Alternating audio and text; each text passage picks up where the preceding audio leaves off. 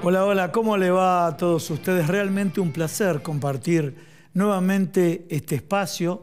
Agradecemos a todos los que se comunican con nosotros. Estamos contentos, a través de las redes lo tenemos ahí abajo, @IdoYaga_periodista, feedback en Metro con las repeticiones. Estamos teniendo una alta receptividad, por eso quiero marcarlo y hacer la devolución correspondiente. Semanas complejas porque una semana en nuestro país tiene un ritmo, un efecto multiplicador impresionante, qué es lo que pasa en la economía, qué es lo que pasa en la política. Y bueno, esta es la propuesta de feedback. Tratamos de darle un abordaje diferente. Por eso en el programa del día de hoy vamos a estar con un economista y con un especialista en petróleo, gas y tecnología. Y de alguna manera voy a tratar de hacer un per saltum, es un término jurídico, o para los economistas un ceteris paribus. Voy a sacar los problemas de la fotografía de hoy para decir, bueno, inclusive hasta el 2024 tenemos muchas oportunidades. ¿Y por qué digo tenemos muchas oportunidades? Porque estamos pasando un momento muy malo de toda índole. El dato de inflación que se conoció la semana pasada y el ruido que está generando el dólar, los dólares paralelos, el tipo de cambio, la inestabilidad y lo que se instala en los medios de comunicación. Bueno, parece que la alternativa es la dolarización y los propios economistas ortodoxos, algunos dicen que sí y otros dicen que no. Por lo tanto, hay mucho ruido originado por un gran problema. Tratar de hacer un salto y mirar más hacia adelante va a ser la propuesta del programa del día de hoy. Y en la última parte del programa, en el último bloque, vamos a tener a Federico Bustos, que es director de un documental, Barahunda, ¿sí? Que también te lo vamos a comentar, no te lo tenés que perder. Bueno, ahora sí, lo estamos presentando. Comienzo por Cristian, ¿sí? Cristian Moreno, que es CEO de WTEC Oilfield Services. Ya dije que eras consultor especialista en petróleo, gas y tecnología. Muchas gracias por venir al programa. Gracias. Si hay muchas preguntas, el programa no alcanza. Vos sabés muy bien, la televisión es muy breve, pero te convocaremos para otros programas. Con todo gusto. Dale. Y Fernando Soliño, que ya lo conocen ustedes, que fue invitado a este programa, pero con Fernando Soliño ¿hablamos del que se prende fuego todo o hablamos de cómo es mirar desde arriba? La frase tan repetida, ¿no? De los laberintos se sale desde arriba. Y este tema de los cambios de paradigmas. Así que comenzamos con Fernando. ¿Qué tal? ¿Cómo te va? Dijiste cambio de paradigmas. Provocaste y te digo, bueno, saltemos, hagamos el per saltum económico. Sabés que estoy haciendo un análisis, una tesis que trata sobre los distintos cambios que ha habido en la economía argentina, en la historia argentina a lo largo de su historia, ¿no? Y podríamos hablar de una Argentina agroexportadora que cuando el mundo entró en la revolución industrial generó una serie de cambios que la clase gobernante que estaba en ese momento no acompañó esos cambios y después tuvo, hasta que no llegó el peronismo a mediados del siglo XX, hasta ese momento no hubo un cambio de industrialización argentina. Nosotros vivimos también una financiarización de nuestra economía ya tempranamente en los 70 para desembocar en los 90. Y aquellos políticos que no lograron representar y aquellas clases dirigentes que no lograron representar realmente estos cambios no tuvieron después una propuesta económica en su gobierno que acompañara. Y tuvimos la crisis de la deuda en Alfonsín y tuvimos una serie de crisis circunstanciales que fueron apareciendo. Argentina hoy se encuentra en una situación que podemos decir que es yo lo denomino que estamos en un centralismo radial donde, provocado por la crisis del 2001 en Argentina y la crisis mundial a partir del 2008 de la recesión que vivieron en los grandes mercados, ha habido un centralismo. Hoy el actor más importante de la economía es el Estado Nacional. Sí. O sea, el Estado Nacional y los distintos estados. Hoy todo está a través, como si fuera en administración, se le llama centralismo radial, cuando vos tenés como una rueda de bicicleta que todos los rayos tienden hacia el medio. Bien. Y entonces, si el medio se mueve, mueve a todo el conjunto. Y si el medio se queda quieto, paraliza todo. Hoy, por circunstancias políticas, por circunstancias internas, por circunstancias externas, tenemos un Estado que no se está moviendo a la par. Y realmente, quien venga luego de estas elecciones que tenemos en 2023 tiene que configurar un nuevo paradigma. En las cumbres iberoamericanas están trabajando un futuro 2030. Nosotros tenemos que pensar una Argentina para el 2030, una Argentina que tenga nuevas tecnologías, que se inserte en el mundo. Hoy se discute sobre inteligencia artificial. Claro, el día a día a nosotros nos preocupa. Te tapa. A ver, indicadores de pobreza, te tapa. Los desequilibrios. Indicadores de indigencia, te tapa. La inseguridad, la inflación. La inflación que aquí vos ves distinto, unos dolarizan, otros no. A ver, seamos breves. Si vos agarrás los manuales de algunos economistas donde la inflación es producto de una bonanza, una inflación de demanda o de aumento de costos, que es la otra inflación cuando hay un shock petrolero como pasó en los 70, bueno, esta no es ese tipo de inflación. Y alguien podría decir, bueno, no, Argentina tiene una inflación estructural. Hay desequilibrios que hacen que constantemente, ya lo vivimos nosotros inclusive en los últimos 20 años, que cuando se reactiva la economía empieza a haber fuga de capitales, aumentan las importaciones y genera todo un desequilibrio. No, estamos en un universo terrible que es la estanflación. Tenemos inflación con estancamiento, con falta de crecimiento, con falta de empleo, con falta de perspectivas. Buscar soluciones como la dolarización, el otro día leía a un economista que hablaba de lo necesario que era disciplinar a la sociedad y al poder económico. Yo me temo a aquellos que quieren que el mercado discipline al poder económico y el otro extremo que quieren que el Estado discipline al poder económico. Tenemos que pensar una Argentina que surja de los acuerdos, que surja de la concordia, no de la discordia, que surja de la planificación. Lo que necesitamos hoy en día es salir de esta coyuntura 2023, 2024, con un buen plan económico, con un buen diagnóstico, con concertación con los distintos sectores políticos, con propuestas serias, con una mirada abarcadora, también mirar a la empresa, al trabajador, al día a día y también tener una postura de ¿hacia dónde vamos? ¿Hacia dónde posturamos esta Argentina 2030, 2050? Donde se abre un abanico de posibilidades que, si no, nos vamos a quedar afuera y va a ser aún mayor la pobreza y la falta de crecimiento y los problemas económicos aquí. Bueno, vamos con Cristian. O sea, cuando el planteo está organizado, esta estructura, de lo macro a lo micro, yo le cuento a todos ustedes.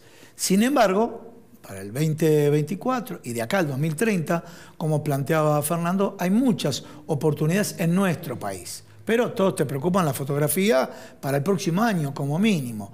Entonces, presumimos que sequía no va a haber, esto con Fernando, 20.000 millones de dólares menos. Por otro lado, en el sector energético va a haber crecimiento y por eso te preguntamos a vos. ¿Por dónde empezamos a ordenar al público en general y después entramos en particular lo convencional o no convencional? ¿Querés explicar Vaca Muerta? ¿Por qué? ¿Qué características tiene Vaca Muerta? Sí, coincido con Fernando, la mirada de la cuestión de que tenemos que planificar y empezar a ejecutar ya planes pensando en el mediano y en Argentina hablar de largo plazo a veces es una cuestión que parece utópico. Parece utópico, pero en un mediano plazo. Y en la industria de los hidrocarburos, siempre lo aclaramos, que una vez... la industria de los hidrocarburos inicia desde el momento de que se empieza a hacer un estudio de exploración hasta que uno tiene el barril físico. Los ciclos son de 20 años, con lo cual todo lo que hoy estamos viendo que se está ejecutando en la realidad estuvo planificado, decidido hace bastante tiempo atrás. Podemos decir que a veces en Latinoamérica esos 20 años se suelen acortar a 15 porque un poco la naturaleza de los latinoamericanos es que somos bastante inestables a la hora de manejarnos, de que escribimos de una forma y con el mismo codo vamos borrando algunos tipos de acuerdos comerciales, ¿no? Claro. Entonces, en ese parámetro, Argentina tiene bondades que bajo nuestro suelo tenemos unas reservas de hidrocarburos de clase mundial, como es el caso de Vaca Muerta y como es el caso del potencial que hay en el offshore, en la cuenca argentina norte, que no quiero hacer una comparación que, como sale por ahí en algunos medios, que dicen que casi hay otro Vaca Muerta en el mar, pero la realidad es... ¿Hay o no hay? Bueno, ya que vos instalaste el tema, yo te tengo que preguntar, ¿hay o no hay otro Vaca Muerta en el mar? Mira, las probabilidades dan... la industria petrolera no es una industria exacta, sino que es una industria que trabaja desde una... Sobre escenarios posibles. Sobre un escenario posible y se cumplen determinados pasos hasta que uno no hace la perforación de exploración. Y desde una teoría en la cual uno puede hacer un cálculo y estimar que hay cierta reserva de hidrocarburos en el subsuelo, hasta que no se hace la comprobación y se ve que ese hidrocarburo tiene valor comercial y cantidad adecuada para hacer un desarrollo, hasta ahí, digamos, no tenemos nada, tenemos una potencialidad. Bien. En el caso de la Cuenca Norte, las potencialidades son muy altas porque nos tenemos que remontar a la época del Mesozoico, cuando los continentes eran todo uno, y en ese momento que se empiezan a separar, en las costas hoy de lo que sería Namibia, la parte sur de África, se encontraron yacimientos con producción de 11 millones de barriles por día, ¿no? Claro. Hoy Argentina produce 700.000 barriles por día. Contra 11 millones. Claro, eso en un solo yacimiento. Sí, Entonces, sí. la potencialidad que hay... Y eso en el Mesozoico estaban juntos. Estaban juntos. Entonces, ahora, la cuenca nuestra... Muchachos, podemos tener algo de esto. Algo de esto. Bueno, yo te voy a preguntar periodísticamente, por los tiempos televisivos. Bueno, y algo de esto. Dijiste muy bien Sí, el proceso perfecto. de exploración. Perfecto. ¿Sí? Al mar. Después volvemos con Vaca Muerta. ¿Y ese proceso, se está haciendo algo ahora o no? Sí, ¿O quedó en los papeles? No, se está haciendo, estuvo frenado por unas cuestiones, unos amparos que se presentaron por cuestiones medioambientales, bueno, unos cruces de intereses, y eso se logró, digamos, resolver. Digamos, los fallos salieron a favor de que realmente Argentina es uno de los pocos escenarios que hoy puede mostrar de una política de Estado. Esto lo comenzaron los gobiernos anteriores, sí, interviene el Ministerio de Medio Ambiente y el proceso con las audiencias públicas es muy transparente. Corregime, ya que hablaste del proceso de largo plazo, porque mientras que los políticos, coalición gobernante y coalición opositora se matan, hubo aspectos, por ejemplo, el caso de Vaca Muerta inició Cristina, lo siguió y lo ratificó Macri y lo sigue Alberto Fernández, ¿correcto? ¿Es así? ¿Eso? Correcto, sí. Corregime si no es así, pero por la duda Sí. O sea, nadie le restó importancia. No le restó importancia y hoy es nuestra fuente de recursos, el no convencional de Vaca Muerta. Y bueno, y puede ser una fuente de recursos importante para el próximo gobierno, que dado los números y las estadísticas, el oficialismo no tiene muchas chances. Podría ser, pero en principio diría que no tiene muchas chances. Así que esto es marcar una política a largo plazo más allá del signo político, ¿no? Sí, Argentina tiene, más allá de la cuestión, pues, yo por ahí soy más técnico, entonces no entro en el terreno de la política. Pero dijiste a largo partidaria. plazo y eso me interesa mucho. Claro, por ahí la Argentina necesita dólares y hoy ampliar la generación de dólares a través de la frontera de los hidrocarburos y sobre todo mirando el mar, tiene una oportunidad que no puede desperdiciar, por el contexto también geopolítico, ¿no? Hagámoslo macro, si le doy pie ahora a Fernando. Volvamos a Vaca Muerta. Explica, convencional, no convencional, porque todos repiten no convencional. Te digo, colegas periodistas, nada más que tengo formación económica, empiezan a repetir convencional, no convencional y de pronto no queda claro. Bien. Vos como especialista, contanos un poco. La explotación, muy resumido, la explotación es bastante diferente. La explotación de los no convencionales es un proceso más asociado a la minería. Bien. Y esto lo explico desde la formación del hidrocarburo. El hidrocarburo se forma, generalmente no es por los dinosaurios que desaparecieron, sino por sedimentos de mares de la época antigua, ¿no? Esos sedimentos se van depositando en los lechos marinos y luego se hacen capas geológicas. Esas capas geológicas, a medida que avanzan los años, se forma lo que sería como una roca, que es una roca generadora. Y ahí se produce lo que es una cocina geológica. Al no haber oxígeno y haber presión y temperatura, se cocina y se forma el hidrocarburo. Ese hidrocarburo, luego, con los millones de años, va a migrar, trata de migrar hacia la superficie, y queda entrampado por una roca de sello, y queda lo que sería una roca reservorio, que es una roca como si fuese una esponja, para así decirlo. Bueno, hay que sacar la esponja o la roca reservorio. Hay que sacarla. No, el convencional, quería explicarte lo de coso para después entrar en el convencional. Entonces, en el convencional tenemos el reservorio, que una falla, una trampa lo selló, no migra, entonces imaginemos como que está todo ese hidrocarburo ahí. Entonces perforamos y lo extraemos por distintas técnicas. Bien. En el no convencional, lo que vamos a hacer es adelantarnos millones de años. Bien. Vamos a perforar hasta la roca madre generadora, donde todavía está el hidrocarburo entrampado. Vamos a perforar y vamos a navegar, en muchos de los casos se navega horizontalmente, y se hace un método de fractura hidráulica que es agua a muy alta presión. Entonces lo que vamos a generar son microfisuras en esa roca madre. Claro. Se le va a bombear una arena que es de alto contenido en cuarzo, es muy dura, para que esa presión geológica, estamos hablando de 3.000 y pico de metros de profundidad, no cierre ese canal en donde el hidrocarburo va a migrar y lo vamos a sacar artificialmente. Eso es lo que es Vaca Muerta. Clarísimo. Es una explotación no convencional. Clarísimo, clarísimo. Bien, Fernando. Sí, durante años en el siglo XX se hablaba del problema del día que se acabe el petróleo. Sí. Y estos cambios que ha habido sobre fines del siglo XX, donde se permitió, Estados Unidos logró ser, a fin del siglo XX, autoabastecerse de petróleo, aparecieron nuevos yacimientos como es el de Vaca Muerta o el que está enfrente de la costa de Brasil. Lo que nos queda claro es que habría petróleo para los próximos años, como habrá pensarlo. Y esto, llevado a la economía, es una economía de escala, donde tiene que haber una planificación estratégica.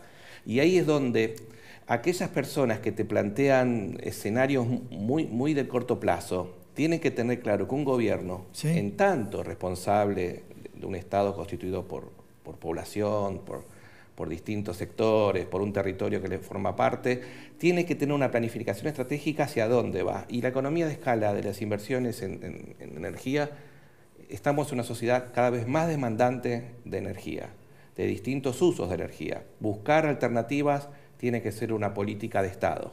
Bien.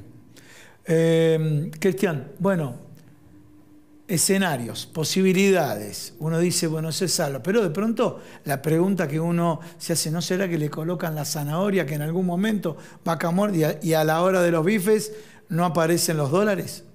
No, los dólares van a terminar apareciendo, pero tiene que ver con el tema del escenario geopolítico. Una mirada, esto es una mirada muy personal.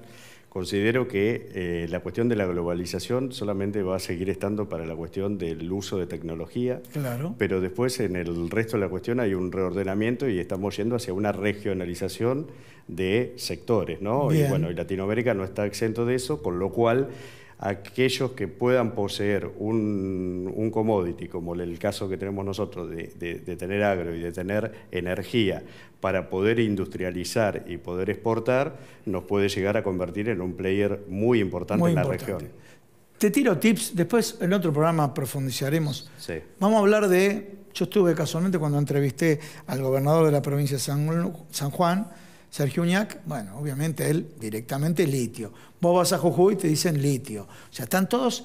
Bueno, contamos un poquito del litio y después vamos al hidrógeno verde y hidrógeno azul. Como características generales para que la gente entienda. La gente entiende lo que es trigo, maíz, soja y girasol. Eso ya lo entiende. Bueno, expliquémosle de estos commodities, bueno, sí, o futuros commodities, ¿no? En cuanto al tema del litio, no estoy con mi equipo muy enfocado en el tema del litio, correcto, pero sí estamos muy enfocados nosotros en lo que es transición energética. Bien. Y tenemos un actor que para nosotros es clave, que es el hidrógeno, tanto el hidrógeno sí, azul como el hidrógeno verde. ¿Qué es cada uno? El hidrógeno azul es el hidrógeno que se hace, o digamos, nace producto de los procesos industriales de cuando uno está refinando o en un proceso petroquímico, y se hace a través de la captura del hidrógeno del gas metano. Bien. El hidrógeno verde se hace a través de un método de electrólisis de agua con una energía que sea renovable. Claro. Lo que sucede es que nosotros consideramos que el hidrógeno verde va a ser el hidrógeno de transición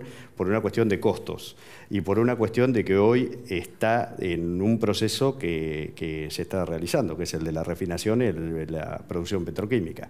Así que ahí, con respecto a la mirada nuestra con la transición energética, no hay dudas de que hay que pasar del plan A al plan B. Lo que sucede es que nosotros tenemos en claro que la transición energética no es lineal, no va a ser la misma en el mundo en todas partes. Nosotros vamos a tener un plazo.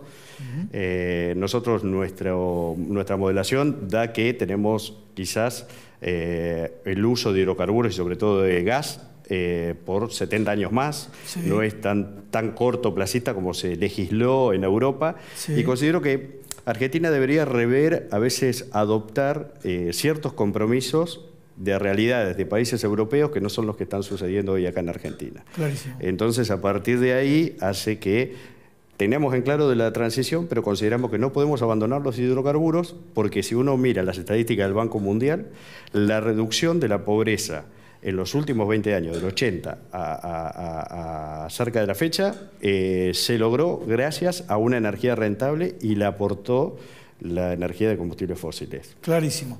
Para cerrar, Fernando. Mira, Europa está viviendo una crisis energética producto del conflicto entre Rusia y Ucrania.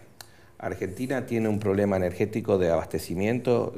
Recuerdo la discusión de los años 60 del desarrollismo, de buscar la autoproducción de energía.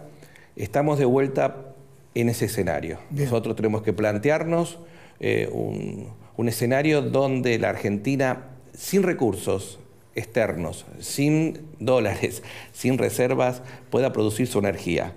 Y estos escenarios que está planteando de ver energías alternativas, de fomentar los hidrocarburos y demás, es un camino muy viable. Muchísimas gracias a ambos. Gracias. Señores, no se vayan, que en instantes vamos a estar con un director de un documental y las características del mismo, no te lo puedes perder.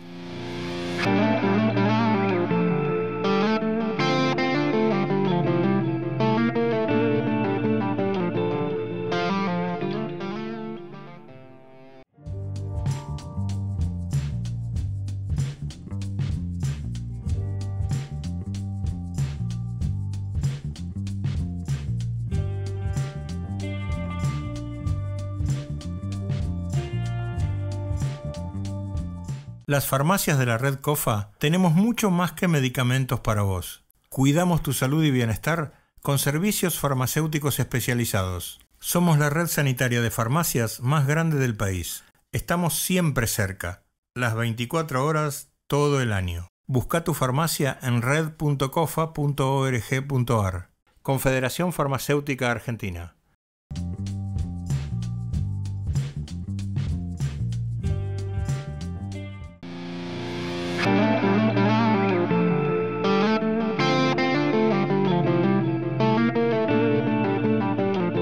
Bueno, ahora sí, estamos con Federico Busto, lo estamos viendo en pantalla, director del documental Barahunda. Bueno, muchísimas gracias por venir al programa. Y bueno, primero, joven director de un documental que está relacionado con las patologías que generan dos centrales termoeléctricas en Escobar, ¿sí? Y bueno, primero tu desafío, ahí estamos viendo, tu desafío de hacer este documental, ¿cómo nació y cómo surgió? ¿Cómo te va? Bueno, esto surgió más o menos en 2021, a mediados. Yo estoy estudiando cine, sí, y tuvimos como la propuesta de crear un documental. Entonces empecé a buscar que era algo relacionado que esté cerca mío y dije, ¿por qué no hacer un documental sobre todo esto que está pasando? A mí lo que me pasaba era que yo no estaba tan al tanto del tema. Estamos viendo las imágenes. Mientras que vos hablás, Sí. En televisión trabajamos así. La podemos ver como final. Estas son las centrales termoeléctricas, ¿sí? Sí. Bien, vos estás contando la historia, dale. Bueno, a mí me pasó que cuando yo empecé a investigar era como que no había mucha información, había algunas entrevistas de diarios, era como que estaba todo desarmado. Entonces dije, bueno, voy a tomar el desafío y voy a contar esta historia, la voy a reconstruir en un documental. Buenísimo. Entonces ahí empecé a contactarme con un montón de vecinos, empecé a buscar información en internet, empecé a ver las consecuencias que generaba, lo que pasaba con un montón de plantas también que estaban en el exterior, en Chile, en México. Entonces fue un desafío poder contar esta historia y también buscar también a las personas correctas para contarlo. Está muy bueno. Escúchame, en este desafío, vimos, a ver si podemos repetir las imágenes, porque esto es la pregunta puntual, porque a uno le preocupa, ¿no? Cuando el tema de una central termoeléctrica y de pronto que estás viviendo cerca. Vos dijiste Escobar. ¿Cómo los afecta? Dijiste que puede generar cáncer, ¿no? Sí, lo que sucede es que en el corto plazo, en 4 años no te das cuenta, Sí. pero pasan 10 años Sí. y empieza el asma, empieza la bronquitis, empieza la sordera por el ruido que genera. También puedes tener cáncer, digamos, o sea, como que te predispone, la contaminación que se genera te predispone a las enfermedades mucho más fácil. Y también lo que sucede es que te puede generar ceguera, ¿sí? El principio de ceguera. ¿Por qué? Porque emite desechos tóxicos que lo que hacen es caer como una lluvia ácida, y eso con el tiempo ¿Lluvia ácida? Lluvia ácida. En una población que vive ahí. Ahí nomás. Ahí nomás. Hay colegios, hay iglesias, o sea, en este lugar viven 65.000 personas. 65.000 es un montón. personas. Sí, sí, un tema bastante... ¿Han logrado concientizar? Logramos concientizar y se logró difundir en la sociedad. Era lo que queríamos, porque Sí. lo que pasaba al reclamo de los vecinos no pasaba de una publicación de Facebook. Entonces lo que queríamos era que se haga algo masivo. Claro. Entonces a partir de esto pudimos llegar a toda la población, digamos, de Escobar, y también pudimos llegar a distintos festivales que se dieron a conocer. Y el año pasado logramos sacar una planta, Bien. pero ahora queda una más. Entonces, Está muy bueno que lo hayas planteado, te cuento por qué. Por ejemplo, en tema de subtes, tiene que ver. Un producto, se han importado subtes que tiene asbesto, y el asbesto está comprobado que es cancerígeno. Y de pronto, a mí no me gusta que nos corten el gremio de subte cuando me voy a subir al subte, pero no obstante hay un tema que se ha comprobado, encontraron restos de asbesto, personas que contrajeron cáncer. Entonces me parece muy bueno desde el punto de vista cinematográfico el producto que hiciste, y del punto de vista de la salud. Desde ya, Federico, primero te felicito ante todo porque relacionar el cine con una propuesta de este tipo. Muchísimas gracias. Muchísimas gracias. Señores, y ahora sí tengo que hacer los agradecimientos protocolares, ¿sí? Porque miren lo que es este saco. Primero, el corte o el color de la tela es Príncipe de Gales, ¿sí? La tela se llama viscosa. Es una alta tecnología que viene derivado de vegetales. O sea, un dato, no es pura lana, pero viene derivado de vegetales con distintos procesos de industrialización posterior. Miren lo bien que caen estos sacos. ¿Sabes dónde lo podés encontrar? En Sastrería Windsor. Porque como te dije antes, las nuevas modas, la última tecnología, lo que hay, todo lo que hay en telas, ¿lo tenés en dónde? En la calle Maipú 843. Me despido de todos ustedes y nos vemos la semana que viene acá, en Feedback.